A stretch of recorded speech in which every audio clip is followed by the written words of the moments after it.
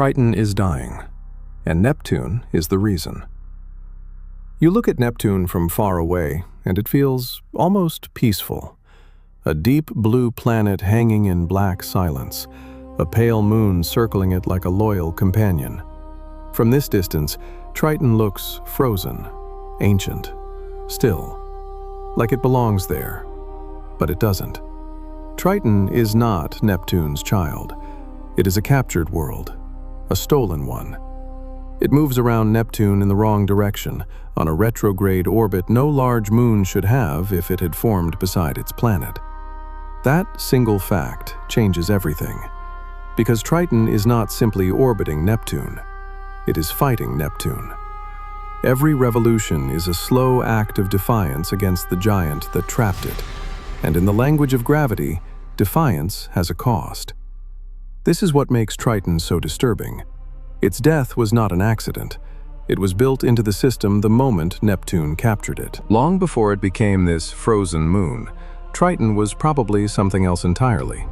A Kuiper Belt world, a distant cousin of Pluto wandering the outer dark. Then, Neptune reached out with gravity and took it.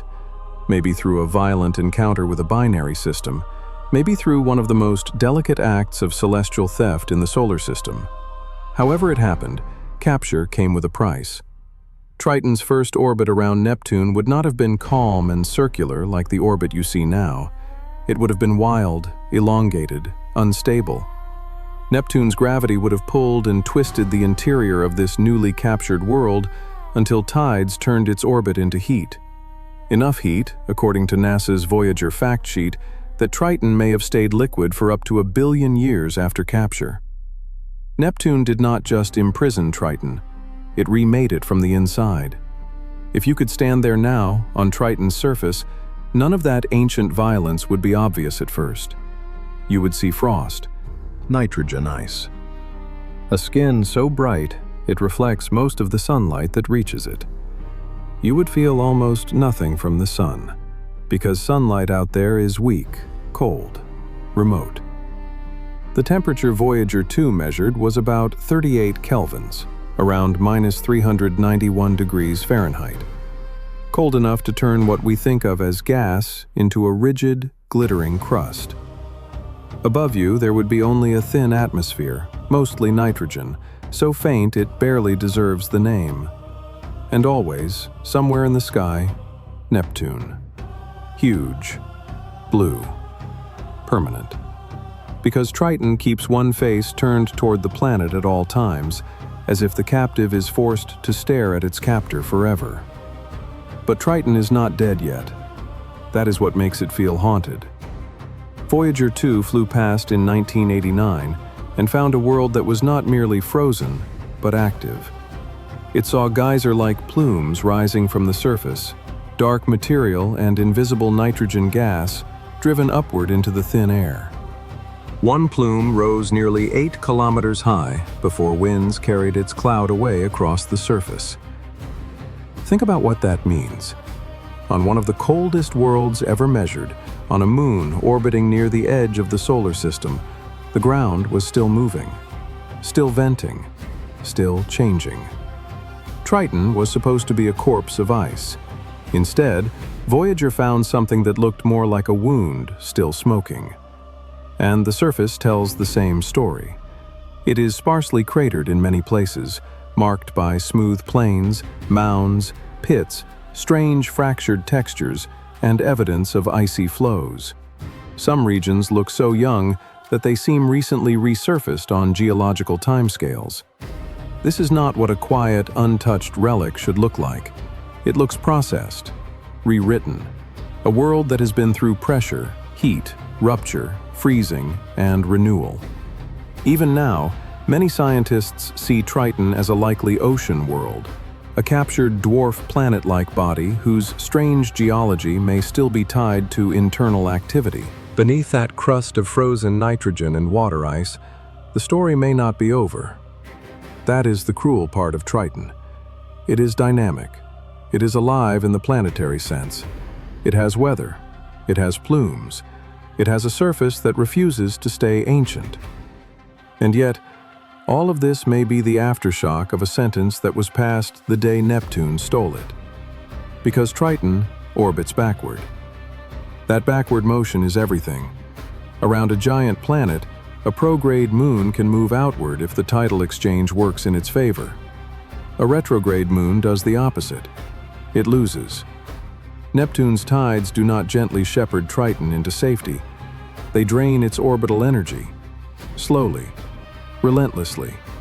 Triton spirals inward, not by meters you could watch in a lifetime, not by anything dramatic enough for human eyes, but on the scale that planets use, the fall has already begun.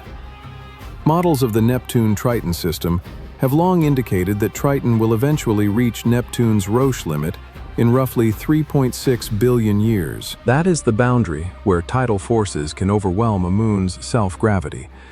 In simple terms, the point where Neptune stops being a planet Triton orbits and becomes a force that can tear Triton apart.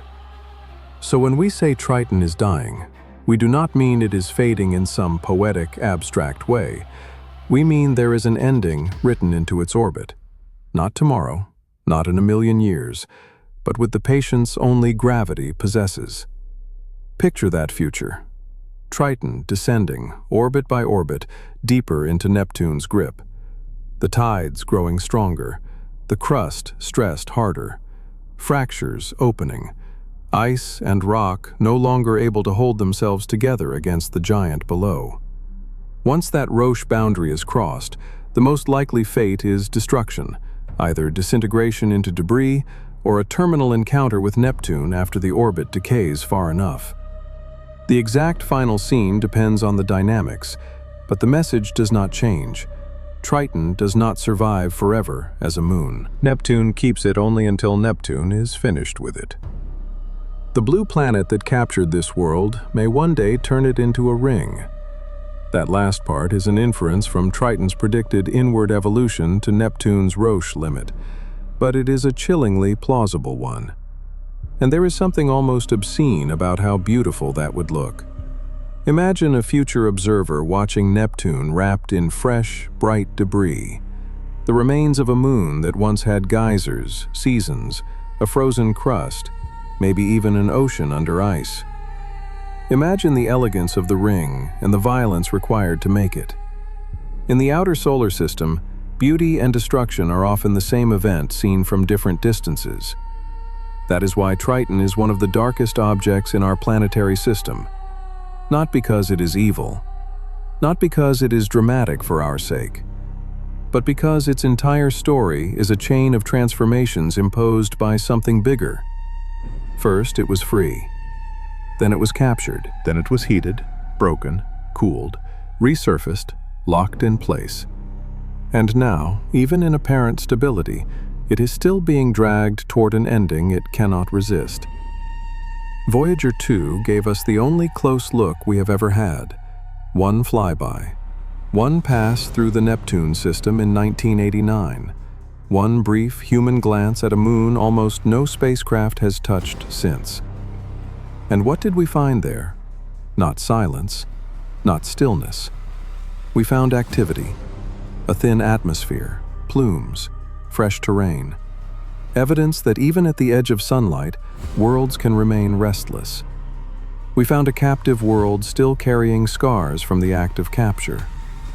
That single flyby changes how you see the whole scene. Because now Neptune is no longer just a distant planet with a moon. It is an executioner with exquisite timing. Triton circles it once every few days, face turned inward, like a prisoner walking the same corridor again and again. The moon is cold, but not inert. Broken, but not gone. Doomed, but not quiet. Everything about it feels transitional, as if you are looking not at a finished world, but at a world caught between identities. It was once a wandering body of the outer dark. Now it is Neptune's satellite. One day, it may be Neptune's debris. And there is one more layer to the horror. Triton may not have been the only victim of its capture. Models of Neptune's early satellite system suggest that bringing Triton in could have disrupted or destroyed pre-existing moons around Neptune before the system settled into what we see today. So, the story may be even crueler than it first appears. Neptune did not simply acquire a moon. It may have sacrificed an older order of moons to keep this stolen one, only to doom that stolen one in the end as well. That is the real shape of the tragedy. Triton is not dying because it is weak. It is dying because gravity has a long memory, because capture is never free. Because in the outer solar system, even survival can be a slow form of destruction. Neptune took a world that did not belong to it, branded it with heat, froze it into obedience, and left the final act to tidal physics. So the next time you see that pale moon beside that beautiful blue planet, do not call it peaceful. You are looking at a world on death row, a stolen dwarf world wrapped in nitrogen frost, a moon that orbits backward through its own sentence, a place so cold it should be dead, yet still breathes through dark plumes into a razor-thin sky. And under all of it, beneath every frozen plain and every silent horizon, the same truth waits with absolute patience. Triton is falling. Slowly, quietly, inevitably. And Neptune is the reason.